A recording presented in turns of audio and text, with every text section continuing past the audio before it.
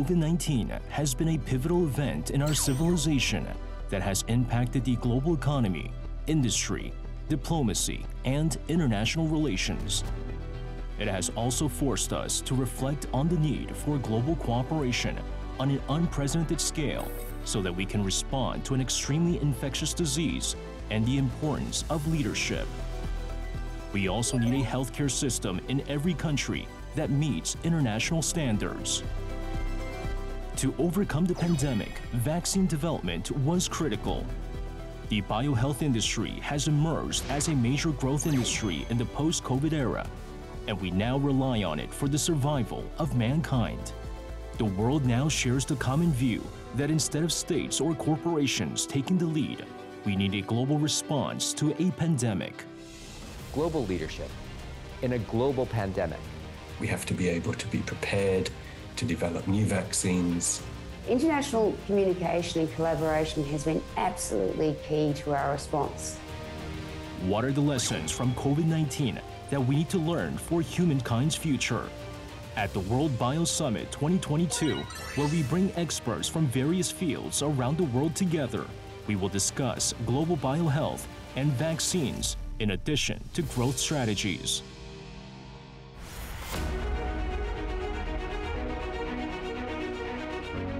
Hello and welcome to the special session of the World Bio Summit 2022. I'm your host, Nae-Hyun Kyung. The COVID-19 pandemic has caused a major paradigm shift, and now we are at a stage where we are tasked with finding the path forward to the era of new normal. So how can we prepare for this future, and which path are we supposed to take? That's the very question we'll try to answer at the World Bio Summit 2022, where academics, IO officials, and industry experts will gather to discuss the future of global vaccines and the biohealth industry. Today, we'll talk about the challenges we face and the direction moving forward in the post-COVID era, so please do stay with us until the end. Before we dive into our discussion, though, let's first welcome South Korea's Minister of Health and Welfare, Minister Cho Kyu-hong, who will be giving his opening remarks. 여러분 반갑습니다. 보건복지부 장관 조경입니다. 2022 세계 바이오 서밋 개최를 계기로 오늘 이 특별 프로그램을 통해 포스트 팬데믹의 예방, 대응, 대비 방안에 대한 여러 전문가분들의 경험과 통찰을 공유할 수 있게 되어 매우 뜻깊게 생각합니다. 코로나19가 우리의 삶을 바꿔놓은 지 벌써 2년 9개월이 지났습니다.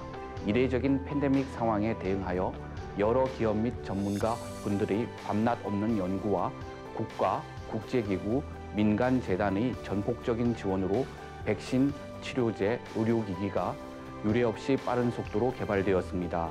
그럼에도 불구하고 코로나19는 모든 국가가 안전할 때까지 아무도 안전하지 않다는 교훈을 남기며 현재까지도 지속되고 있습니다.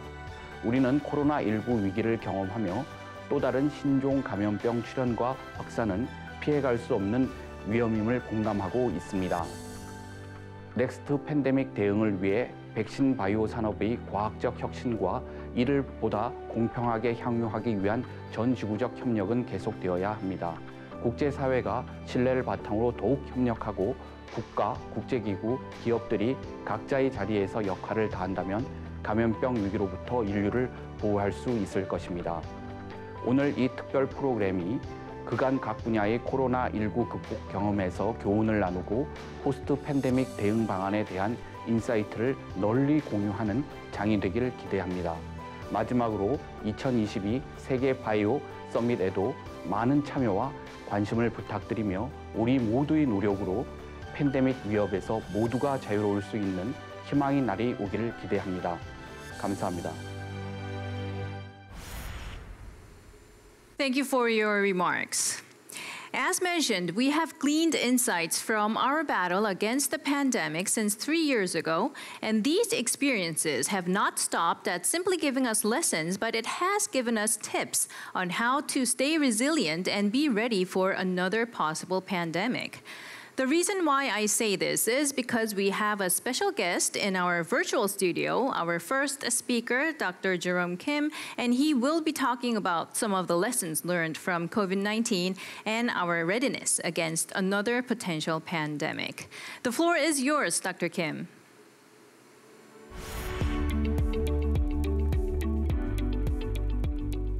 I'm Jerome Kim, Director General of the International Vaccine Institute, and I'll speak today on lessons learned, preparing for the next pandemic. The first lesson is that innovation can have impact. We have over 120 vaccines in different stages of human clinical testing, and for the first time ever, approved mRNA vaccines, extensive use of vaccines based on adenovirus vectors, such as chimpanzee adenovirus or adenovirus type 26, an approved DNA vaccine from Zydus Cadila of India, and the use of new adjuvants, powerful new tools that improve immune responses, make them stronger or more long-lasting. Another lesson was, though, that in order to achieve this innovation at a very rapid pace required a significant amount of funding, tens of billions of dollars, highlighting here the contribution of Operation Warp Speed, an $18 billion US government program that picked 8 vaccines and funded them and made promises of purchase of those vaccines were the vaccines to be successful. Another lesson was that we know that now we can scale to the production of billions of doses within the course of 12 months. And now, hopefully, with these sources of manufacturing identified, when the next pandemic comes, we'll be able to do this even more rapidly. This was so impressive that in 2022, it's not supply that's an issue. It raises the disturbing question that actually scaling up may be less of a problem than actually getting the vaccine to the right place, at the right time, equitably, and ensuring that the vaccine can have impact. This lesson reminds us that we know that the vaccines were not equitably distributed. In North America, in Europe, in many parts of Asia, in wealthier countries, people around the world have received at least a dose of vaccine, most of them 2 doses, and in many cases, a significant proportion of the vaccine has been boosted. But what we see is that in sub-Saharan Africa, the map is yellow, which means that vaccination rates there are typically under 50%. And what you can see from our world in data is that although we've distributed nearly 12.7 billion doses of vaccine and 2/3 of the world has received at least 1 dose, 77.5% of people living in low-income countries remain unvaccinated. The next lesson is that impact is about vaccine delivery, or something that our professors taught us, which is that vaccines don't save lives, vaccination does.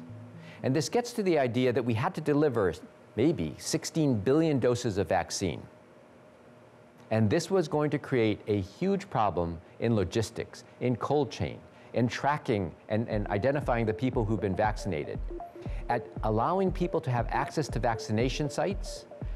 And then we had to confront the problem of vaccine trust and acceptance. We needed to get people to believe in vaccination and receive vaccines. And all of this gets to the core of the problem, which is that most health systems are not sturdy enough, robust enough to be able to handle the vaccination of the entire population. And you see that in this slide. The red dots indicate the high-income countries, where the cost to vaccinate 40% of the population was not a significant portion of the amount they normally spend on health. But as you look at low and middle-income countries or low-income countries at the other end, you see a big problem that significant parts of the health budget, maybe 40% of the health budget of Mali, would have been taken up implementing COVID vaccination. So countries had to make tough choices about what was important to them with regard to health. The next lesson has to do with our approach to the pandemic. You know, in the beginning, before we had vaccines, all we had were masks, distancing, and hygiene. And in Korea and other countries, we had good access to diagnostics, which allowed you to know where the pandemic was and allowed governments to implement appropriate types of measures in order to prevent spread in populations. As we developed vaccines, we developed a second line of defense. But we know that vaccination didn't prevent all of the infections. And the key here were antivirals and monoclonal antibodies and other forms of medical care that decreased the progression of mild infections to severe infections, hospitalization, and death. Because ultimately, that's what countries want. That's what ministries of health are concerned about. We do not want COVID-19 to be killing people. So that lesson is that COVID prevention is about more than vaccines. The next lesson has to do with a very important concept. Most of the vaccines were coming from North America, from Europe, from China, or from India. And increasingly, we understand that vaccine security will require that we develop regional manufacturing capability, and in that is another lesson, which is that in order to develop manufacturing capability around the world, we have to train the global biomanufacturing workforce. And the Korean government and the World Health Organization have been very involved in a partnership to train the biomedical manufacturing workforce. So vaccine security is global security. The final lesson has to do with preparedness. And we know that we have to prepare for the next pandemic. Preparedness is a dynamic concept, and we have to be able to take whatever new pandemic comes at us, look at data, analyze them, identify where our pandemic response is not sufficient, and make appropriate policy changes. This means leadership. We really do need leadership, global leadership, in a global pandemic. We need someone to deal with the multiple requests for funding, to deal with the different sources of funding, to be able to talk to countries and understand what the needs are. But was there an organization, a council, a person, or a treaty that could do this? Was there a plan? For this kind of effort, the world needs leadership. So let's think about the next pandemic and bridging the gaps. The first gap was the diagnostics gap.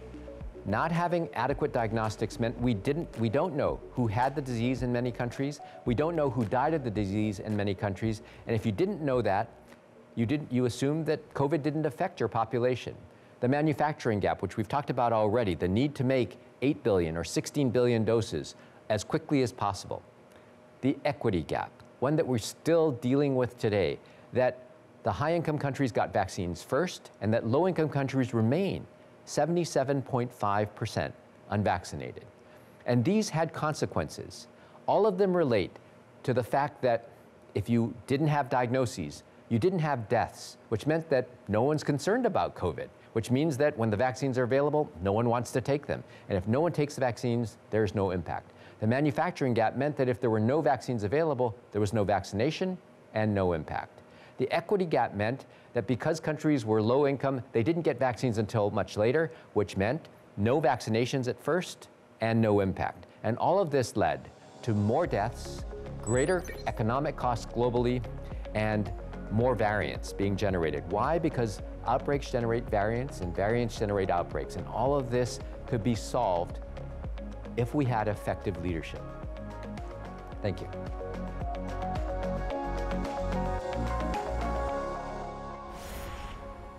Thank you for sharing your insights with us, Dr. Kim. We really do appreciate your time. Well, the COVID-19 pandemic isn't exactly over yet, and as Dr. Kim just mentioned, developing vaccines at a rapid pace and the need to distribute them equitably around the world are some of the important points that we learned. When it comes to innovation and development, the role of the pharmaceutical industry is indispensable. So as our second speaker of the day, we invited Mr. Paul Burton from Moderna, the very company that was at the forefront of developing vaccines during the COVID-19 pandemic. Well, thank you for connecting with us, Mr. Burton. Hello, my name is Paul Burton, and I am Chief Medical Officer at Moderna. And today it is my privilege to be able to talk to you about the power of messenger RNA. Well, we are very much looking forward to your lecture today, so please take it away. You can see in this slide the speed with which we were able to go from the formation of the company in 2010 to supplying over 800 million doses of our Spikevax vaccine by the end of 2021. We now have 46 different clinical development programs going across many different therapeutic areas. and these will be important to provide therapeutics for many, many different diseases in years to come. Here you can see the timeline, that accelerated timeline by which we were able to develop our COVID-19 vaccine. It took just 2 days to generate the sequence for the messenger RNA for the spike protein. It took longer, weeks and months, to do the clinical trials that led to the approval of Spikevax, our COVID-19 vaccine. But it was just 2 days to generate that sequence. And that really underpins the power of messenger RNA, the speed with which we can make a vaccine and then we can test it, and we're getting even faster at testing vaccines now using messenger RNA. Here you can see that over that 10-year period, we invested heavily in research, technical development, and manufacturing for our pipeline. That allowed us, by the time 2019 came and we were preparing for COVID-19, and then in 2020 and 2021 to actually test and make the vaccine, that allowed us to then be ready to manufacture it at great quality in large amounts. Here you can see the central dogma of molecular biology, that DNA is converted into messenger RNA and then into protein. mRNA is a natural substance. It's in all of our cells, and when we are injected with mRNA, the cells take it up, goes to the ribosome, it's translated into a protein, which goes then to the exact site in the cell where it is needed, whether that's intracellular, transmembrane, or a secreted protein. And it is that fidelity with which protein can be made that is so powerful, and I really think underpins the utility of mRNA. As I said, we now have 46 different clinical development programs across infectious diseases, oncology, rare diseases, cardiovascular, and autoimmune disease. This will make the opportunity to treat so many diseases in coming months and years. And here, in the next slide, you can see some of those targets. Many latent as well as respiratory viruses, cancer vaccines, intratumoral oncology targets, and other therapeutics, even inhaled therapeutics, perhaps for cystic fibrosis one day.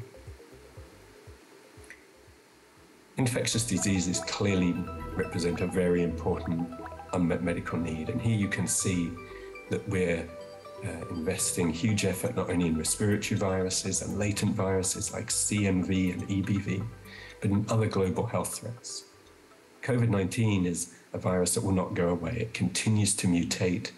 We have to be able to be prepared to develop new vaccines, design them and develop them quickly, and bring them to people as rapidly as possible. And again, that is the power of messenger RNA that allows that to happen. So in summary, Moderna's mRNA platform technology was developed a decade ago, but it has now been tested extensively in R&D. We have brought the COVID vaccine, of course, to the world, and that has treated many, many people around the world, hundreds of millions of people. The platform is also able to pivot in very quick time as viruses change and evolve. We can go after new variants, and we can obviously go after many other diseases as well. We have a very large pipeline of targets, 46 development programs right now, spanning many other different therapeutic areas. And finally, I think the future for us around pandemic preparedness is to collaborate, work with international organizations, transparently share data, and ensure that we can track viruses and pathogens as they arise, and we can quickly work to make vaccines against them. So thank you very much for your attention. Well, thank you very much, Mr. Burton, for your time today. I hope many will remember what you said today, especially about collaboration and making collective efforts on a global scale. So thank you very much once again.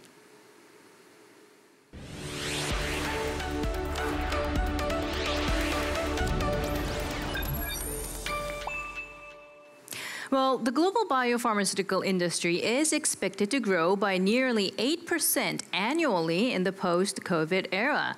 As such, efforts to build infrastructure to produce vaccines and train medical and healthcare professionals accordingly continue to be made all over the world.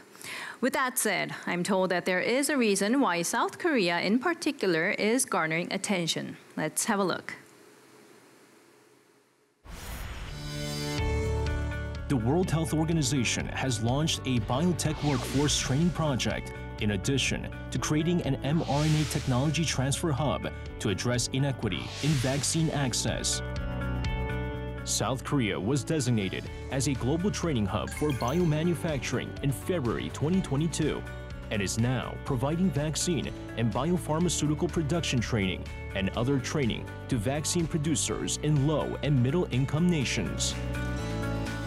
The WHO has cited the willingness of the South Korean government to provide support the nation's strong infrastructure and excellent manufacturing capabilities of vaccine and biopharmaceutical firms in South Korea as reasons for selecting the country to be a global training hub for biomanufacturing. 한국 정부는 중저소득 국가의 감염병 대응 역량을 지원하기 위한 국제 공조에 적극 동참하고 있습니다. 특히 올해 2월 글로벌 바이오 인력 양성 허브 국가로 지정된 이후 아시아, 아프리카 등 중저소득국을 대상으로 실시하고 있는 백신, 바이오 생산 인력 교육은 171명의 제1기 교육생을 배출하였고 제2기 교육도 진행하여 올해에만 총 510명이 배출될 예정입니다. 교육생들의 배움에 대한 열정과 교육 과정에 대한 만족도가 매우 높고 고국의 방역 현장에서의 역할을 기대하는 그 모습이 정말 좋습니다.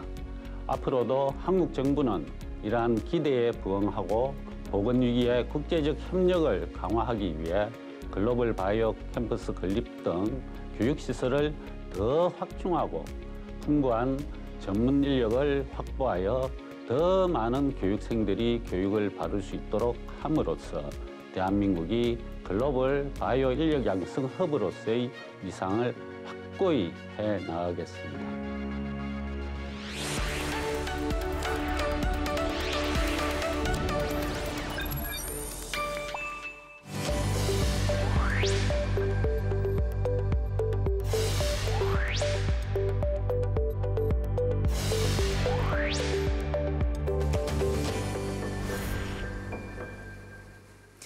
It seems like we have taken a step closer to the new normal, but like we said, nobody can guarantee that there will not be another pandemic. So to discuss more on the past, present, and the future, we invited an excellent group of panelists here in the studio today. So first, Dr. Chung Gi-seok, Chair of the National Infectious Disease Crisis Response Advisory Committee. Thank you for being here, Dr. Chung. It's my pleasure to be here.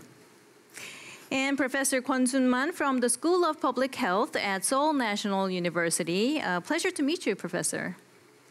Thank you. Nice meeting you. And Dr. Kim Han-hee, Executive Director at the Research Investment for Global Health Technology Fund. Welcome to the session, Dr. Kim. Thank you. It's a delight to meet you. Thank you for inviting. Mm-hmm. All right, so let's dive right into our discussion today. If I may, let me begin with you, Dr. Chung. You've spent a considerable amount of time as a physician and also as a public health official. So in your view, how was COVID-19 different from other infectious diseases that we had dealt with in the past that led us to the current situation that we are in?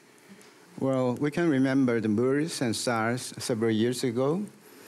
What COVID-19 is different from MERS and SARS is we can find at several points. MERS and SARS shows usually high fever and severe cough and severe disease in a very short time. But about 20% of COVID-19 patients has no symptom, so they are not detected. Right. So that's why the silent infection and silent spread has spread it all over the world, and every country is suffering from COVID-19 until so far, after 3 years passed. Mm-hmm.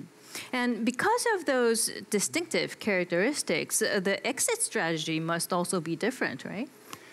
Well, the SARS and MERS we have overcome. Mm-hmm. MERS is just endemic. But regarding COVID-19, it's not a pandemic anymore in sooner or later, but it will remain as an endemic disease and will be suffering from an epidemic here and there and from all over the world. So we know that we cannot eradicate the virus on Earth. So we have a vaccine for COVID-19. But the thing is, COVID-19 is still a very virulent disease. So we must be afraid of COVID-19 until it is more stable. Mm-hmm. So until then, we need a more efficient vaccine, and we need a more effective antiviral agent with less expensive ones, mm-hmm. and we need more sophisticated treatment for a very severe COVID-19 patient. Then nobody will be much afraid of COVID-19 anymore. Mm-hmm. Well, if you think about it, COVID-19 has had various impacts on our everyday lives, and it really gave us an opportunity to rethink about the importance of public health. So what were some of the lessons that we learned through COVID-19 in terms of our public health system? You're right. Public health policy and the system play a key role in our preparedness and response to a pandemic, COVID-19.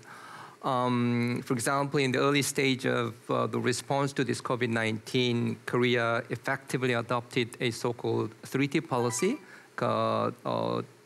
testing, contact tracing, and treatment systems. Mm-hmm. I think, especially in the very early stage of this pandemic, it was quite effective to have a massive scale testing and tracing all those contact points and select those severe patients to the hospital. And in that whole process, I think epidemiological investigation or the workers in public health centers, they played a key role.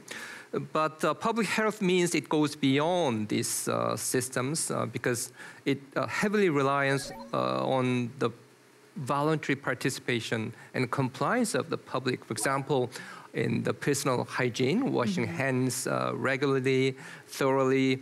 And as you know, the wearing of face mask has been one of the most cost-effective measures to respond to this COVID-19. And the physical distancing, and it all rely on the voluntary participation. So in that whole process, it means that the public trust and communication also matter a lot. Mm-hmm. And so it's really all efforts coming from all parts of society.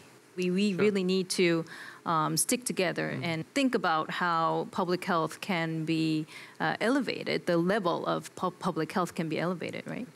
Yeah, I mean, the nature of pandemic these days means that basically no one is safe until everybody else is safe, because mm-hmm. we cannot block the mobility of people. We are living in this century of huge global mobility across the borders.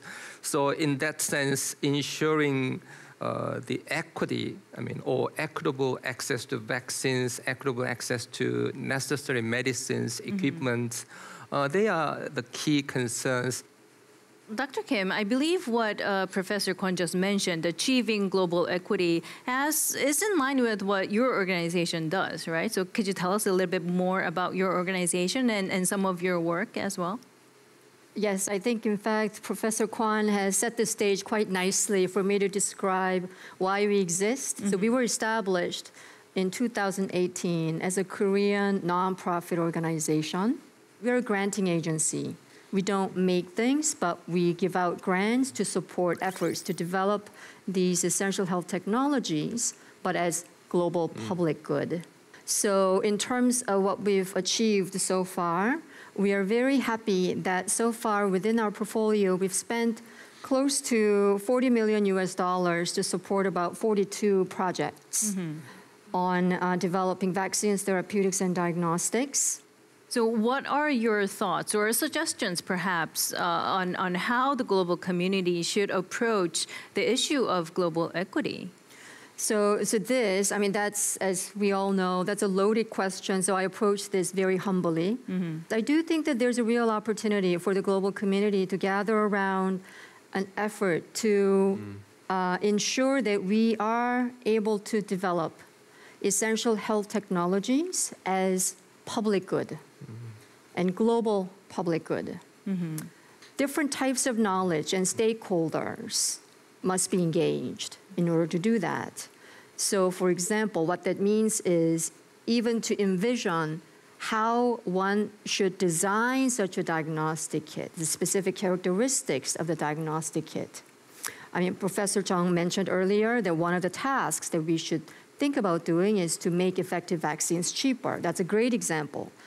And international solidarity is, of course, key to this very issue that we are talking about, right? Absolutely.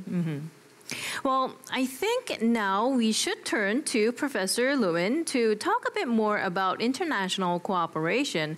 Professor Lewin is joining us virtually from Australia. Pleasure to meet you, Professor.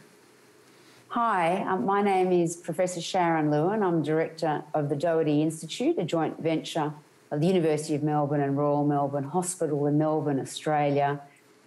Well, thank you for joining us once again. Would you say cross-border communication played a critical role in tackling the pandemic?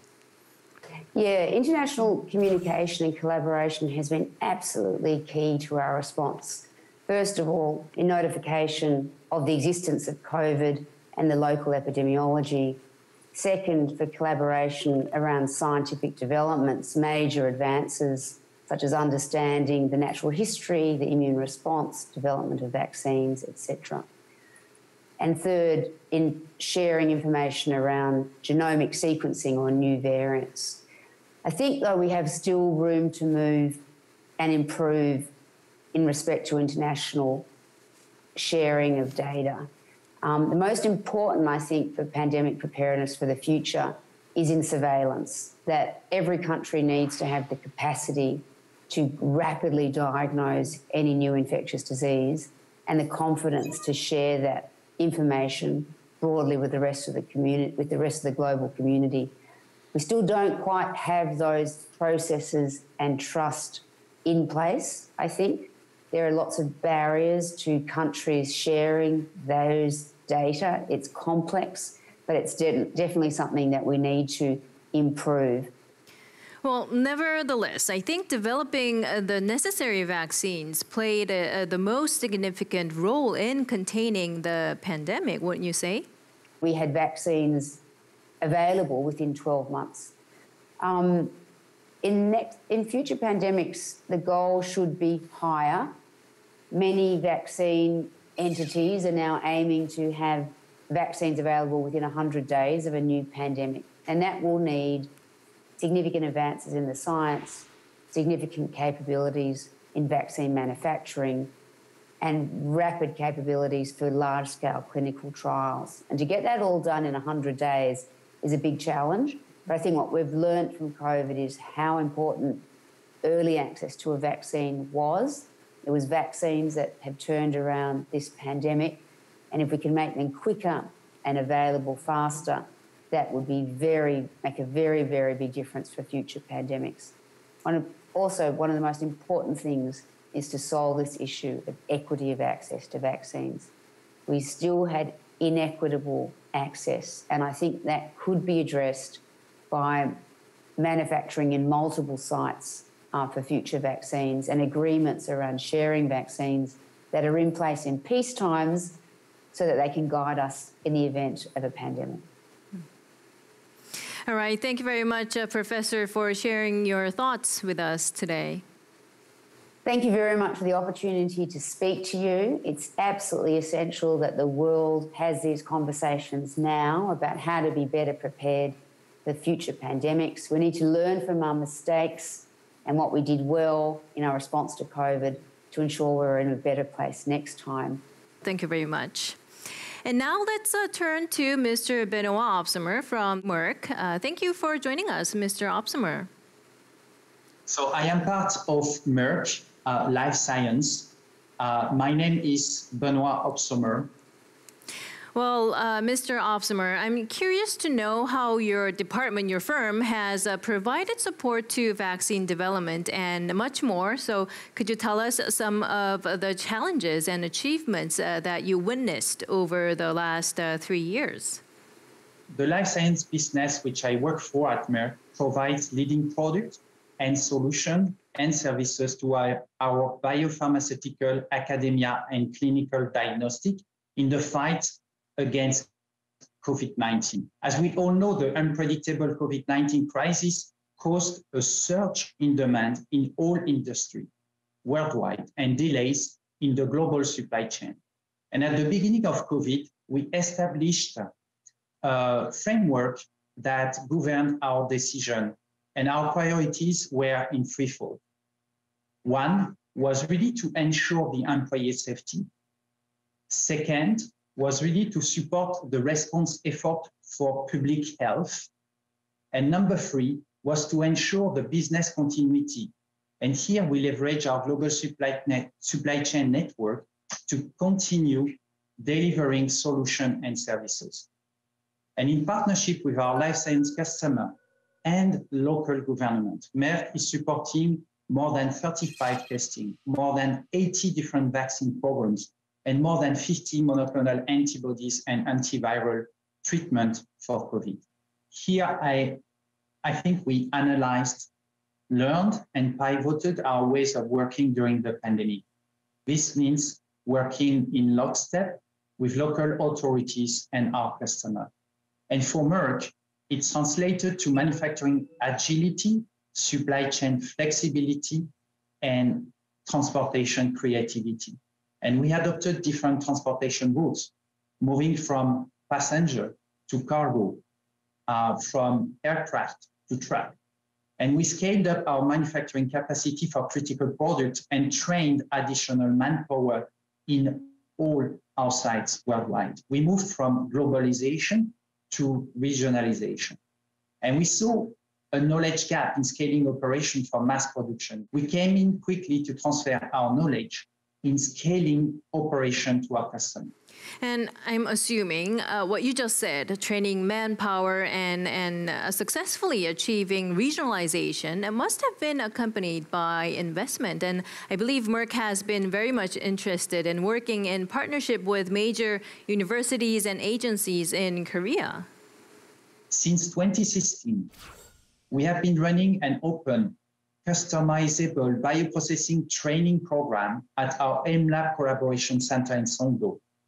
Merck is also actively involved in fostering bioprocessing expertise in Korea through various training, most recently with the Institute of Quantum Biophysics of Sun Hyun Kwan University, SKKU, the College of Pharmacy in Jeongbuk National University, and the K-Biotech Training Center led by the Ministry of Health and Welfare. Collaboration is key for open innovation in the bioprocessing industry. Well, I'm very glad to hear that we are working very closely together in this field.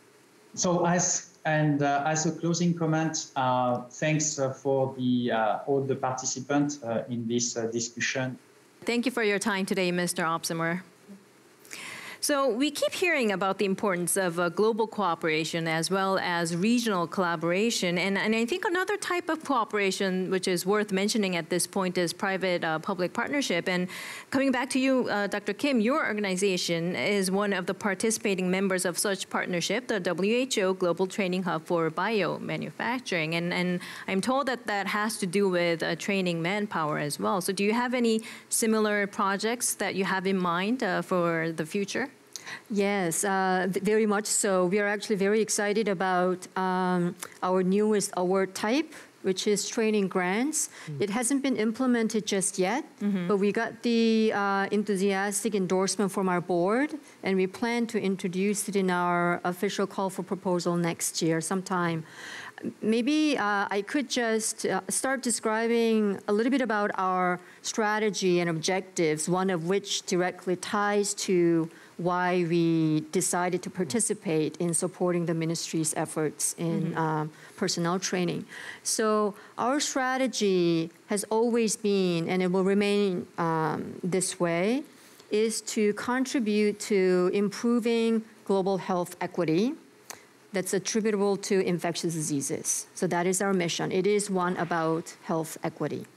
Now, in order to achieve that mission, we will focus on 4 strategic objectives. The first is what I've described earlier.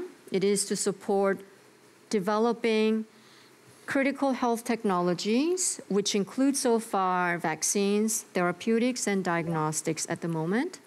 And what that means is, at a minimum, we are committed to ensuring global access, as well as large-scale public procurement and delivery of these through public health system in low and middle-income countries. That's been the case. The second is collaboration, which I've heard all the panelists emphasize. We would like to serve as a platform to catalyze international collaboration, to offer Korea's strengths, but also learn from others where Korean partners can learn from. The third goal is evidence generation. Again, we believe in developing products, not just for the sake of developing products, but to serve public health needs. And that has to be absolutely guided by evidence to teach us about what should a particular product look like to be actually of public health use. So that's our third objective, and we are giving out grants to researchers in low and middle income countries as well as Koreans to generate such evidence. The very last one, but not least, is the training grants, which we'll introduce next year. And the intent there is very much aligned with the Korean government's ambition. So as a very small token of contribution, we will start giving out these training grants. We'll work very closely with the health ministry, which leads the initiative, to make sure that we synergize and not duplicate our efforts. Our intent is to support the government's effort. So identifying where we're good at and really putting all these resources together to achieve a common goal is basically, that would be a good starting point, right? Well, let's now speak to Dr. Fumi Griego, Deputy Director General at the IFPMA, for more. Nice to meet you, Dr. Griego. Hello, I'm Fumi Griego, Deputy Director General of IFPMA. I'm very glad to be here. Thank you for inviting me. Well, thanks for joining us. Dr. Griego, from the pharmaceutical industry's point of view, what would you say was the most dramatic moment in our efforts to contain the virus? For me, there were 3 dramatic moments that demonstrated the unprecedented power of science, innovation, collaboration, but also challenges in equitable access. First, in March of 2020, just days after the global pandemic was declared, our industry committed to play the biggest role possible in finding solutions against COVID-19. True to our word, and thanks to unique innovations and collaborations, in December of 2020, we saw the first of several safe and effective vaccines approved for COVID-19. Then, in March of 2021, we saw the first vaccines arriving in Accra, Kigali, and Tokyo at the same time. There was real hope that global solidarity and equitable access through COVAX mechanism would prevail. Unfortunately, a month later, vaccine deliveries from India to lower-income countries abruptly came to a stop due to the export bans. But the final highlight for me is July of this year. That's when our industry tabled a potential game-changing proposal for how we can collectively build in equity into future global pandemic response. The proposal consists of a commitment to set aside in real time a percentage of vaccines and treatments for frontline healthcare workers and vulnerable populations wherever they live. Then what do you think are the efforts that need to come from the pharmaceutical industry in order to prepare the world for another similar outbreak? The pharma industry has developed COVID-19 vaccines and treatments at record speed and in historical quantities. But we know equitable access is where collectively we must all do better. For this reason, the pharma industry launched the Berlin Declaration. That said, we can only do this if there is political commitment and the necessary financing. If there is health systems in lower income countries that are stronger and therefore ready to absorb these products. And last but not least, this can only happen if companies can rely on strong innovation ecosystem grounded in IP rights. With these enablers in place, we'll be on the cusp of creating a new social contract for equity, one that truly leaves no one behind. Thank you. All right, thank you for talking to us today, Dr. Griego. Well, leaving no one behind seems to be the key message here that keeps coming up in our discussion. Now, having said this, Professor Kwon, in your view, should there be another pandemic, how can we better respond to that situation? Well, I think pandemic is not just a health crisis or health issue, but it's more like a social crisis because it's a huge impact on the whole socio-economic system of the world. Mm-hmm. So I think we need really a good governance system based on a good communication and collaboration, which means a communication and collaboration across different sectors, like not just the health, but health, education, social, and economic development. And also, within a country, there should be a good collaboration across different levels of government, between central and local government. And from a global perspective, we need a good collaboration across different countries. And we talked a lot about these global public good aspects of the development and access to essential vaccines, medicines, and technology. But at the same time, there's some global public good aspect of a good policy and policy learning across countries. So what kind of policies work, what policies do not work, and why? So, and also another area of global collaboration is kind of a monitoring surveillance systems, collaboration within can be a regional level public good aspect, but regional global collaboration also in the areas of monitoring and good surveillance of pandemics. All right, well, I'm afraid I only have one question left, and that is for you, Dr. Jung. And the wider belief is that vaccines absolutely contributed to really tackling COVID-19, but there are still some mixed opinions when it comes to the effectiveness and people's belief in that. So my question is, what are your thoughts on this, and what do you think should be the future direction for vaccine development? Well, vaccine is one of two main armaments we have, the vaccine and the drug. So it's definite. Think about, again, the influenza. We have an influenza vaccine, and many high-risk patients are going through without having influenza or mild influenza in the flu season. But I think as a clinician, the vaccine development in less than a year after pandemic began is a miracle. Most scientists say it will take about a couple of years, even 5 years, but they developed in less than a year, and it is effective and very safe. But the vaccine is different from a drug. The vaccine is for healthy people. So safety comes first. So I know that many people are worrying about the safety of our current vaccine, but in Korea we have already have many vaccines spread all over the country. But there are some issues I like the vaccine to be improved in vaccine area. One of them is the durability. So if you have a one shot and can endure for a lifetime, that's the best one. So the durability should be improved, not lasting such as 3 months or 4 months, but lasting. And the other one is the effectiveness. And we need a more effective vaccine in preventing infection itself. And we need a more effective vaccine in lowering the severity and lowering the mortality. So, And the other one I like to mention is the convenience of the vaccine. You once said about the equity of the vaccine all over the world, but this kind of mRNA vaccine should be kept in a minus 70 degrees.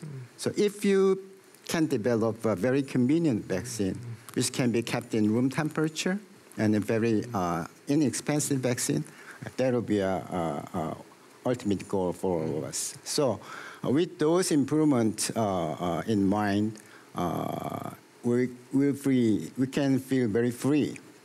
Well, I think if there is one lesson that I learned through today's session, it is that whether it be about vaccine development or global equity, global access, the key message is that we, as the members of the international community, we all have to come together and be really united in tackling any possible pandemic that we might see in the future. All right.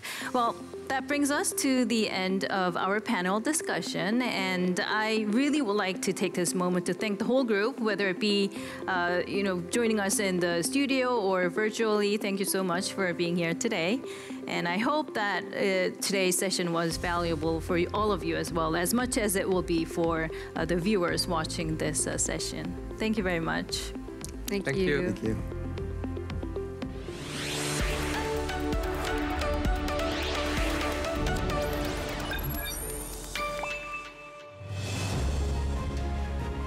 For the past 3 years, the wider global community all came together and we all fought together against the COVID-19 pandemic, after which we learned valuable lessons that we need to strengthen solidarity and be better prepared for another pandemic situation. I hope today's special session of the World Bio Summit 2022 has provided you with new insights and fresh ideas moving forward. That's all we have for today. Thanks for watching. Goodbye.